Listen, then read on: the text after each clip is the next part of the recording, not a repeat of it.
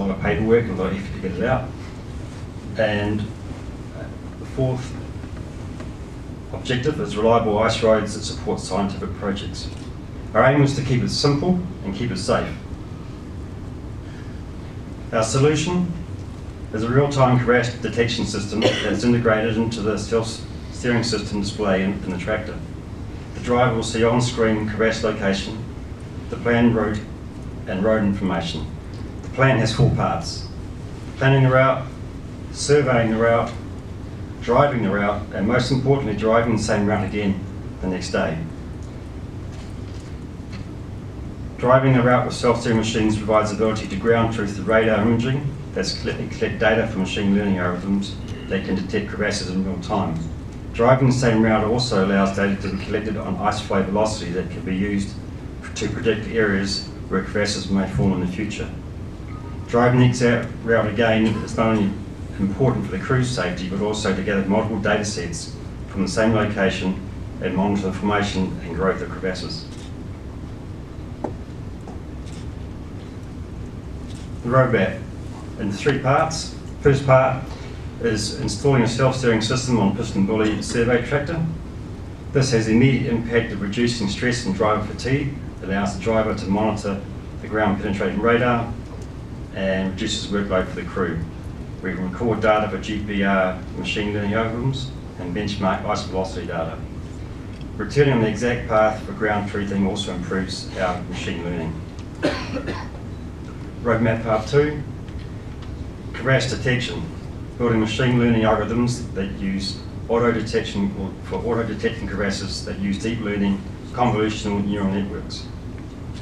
So note there that that image is courtesy of the Team Danger Zone, one of the competitors from Auckland who we met in our semi-finals. We've decided to collaborate together. Roadmap part 3, prediction of crevasses. Crevasses tend to form in areas of high velocity and not in areas of low velocity. In between you get the shear zone, and we all know you shouldn't mess with Mr. In between. Ease of implementation. We can install a system in October this year for self-steering. We can start gathering data, and we can start preparing part 2 and part 3 before going to the ice, and that will be tested 2018, 2019. And then we'll find out what we don't know. Commercialisation. Simple electric self-steerings are available for under 12,000. To that we can add the ability to record data and also output the crevasse warnings. Let's quickly run through there. Partnerships and collaboration. The one I want to highlight is Team Danger Zone at the bottom. They're the guys that we are collaborating with now. From what we saw and what they saw of us, we decided that we liked what we'd seen and would carry on together. This is a view of the cab inside the machine, what the operator would see. You'll see where it came up just then, the crevasse warning. As the machine is going along the path, the crevasse is identified by flags with the red zones indicating a warning and keep out area. The device has an ability to stop the machine if the operator doesn't acknowledge that crevasse warning. In summary, we are already a successful company operating in the machine control business. We have technology that can be installed today that will improve safety and build knowledge. We have a plan to develop expertise that will enable us to complete parts 2 and 3 to build a complete solution. Thank you.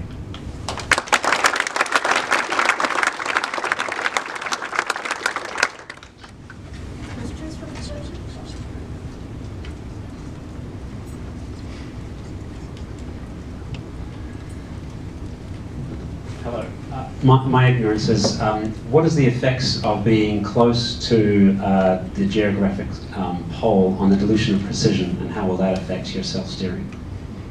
So the question is the effects of DOP, or dilution of precision, on the self-steering system. One of the enabling technologies that we were using in this is the GNSS, is the Global Navigation Satellite System. Up until recently, performance at the poles was affected by a number of satellites and the DOP, which you've just mentioned. just recently, we've been testing receivers that not only use the American and the Russian, but now the European and the Chinese satellites. And the testing that I did back in February indicated that we could operate at Scott Base and further south, tracking up to 34 satellites with an estimated horizontal position of less than 400 millimetres. So that's a significant improvement over what we would have had before we had the complete 4 constellations available. So what are your ideas to include more of other satellite data like high-resolution satellite imagery? All right, so initially planning the route, we would use the synthetic aperture radar to generate the route. In this situation where the route's already been generated, we've got a route to follow. For future traverses out on the ice, then there's a procedure to go through again, similar to what was done before, and develop that.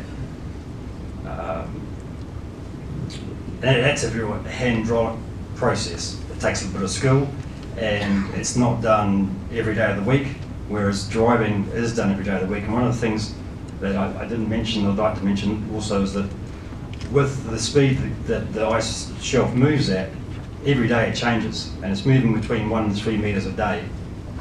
If you're driving repeated paths along the same route, there's an opportunity to drive the exact latitude, longitude again, and that's important for the drivers doing back and forth out to site.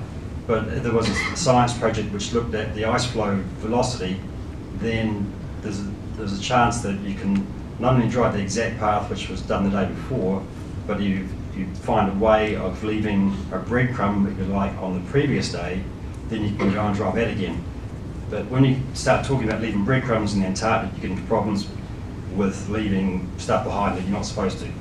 At the moment, when the machines are navigating around, you set off flags, and those flags, they have a stainless steel screw, and they navigate by radar by tracking those screws.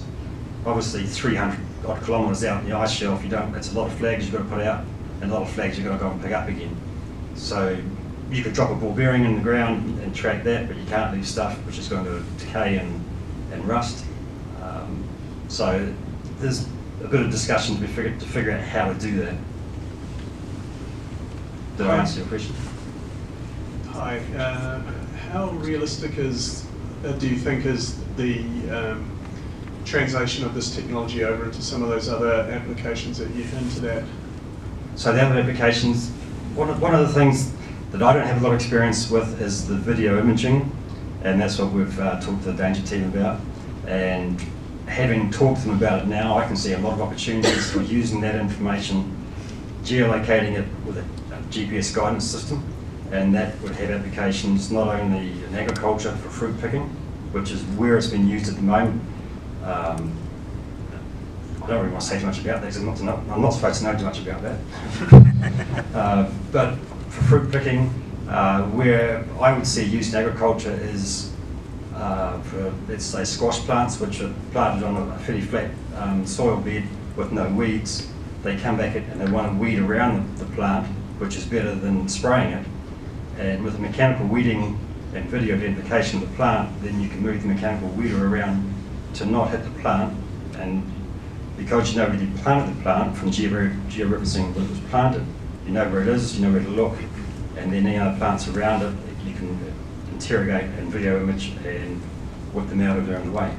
So I think it's huge opportunities for using it not only in agriculture.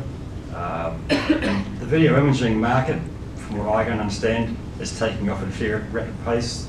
Both Google and Amazon have platforms in the cloud that developers can use to develop video imaging software on the convolutional neural networks.